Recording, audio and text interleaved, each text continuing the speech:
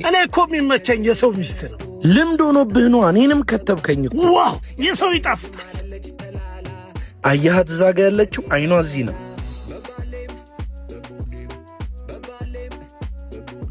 ኧረ እዚህ ጋር ከሼባው ጋር ያለችው እየተንቀጨቀጨችብኝ ነው። አይታወቅም። እንሞክር እንዴ?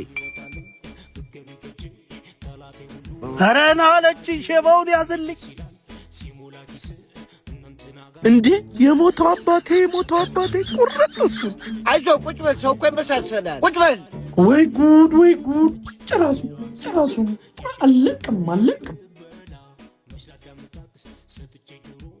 አባዬ አይዞህ፣ ያጋጥማል። የሚያጋጥም ነገር ነው።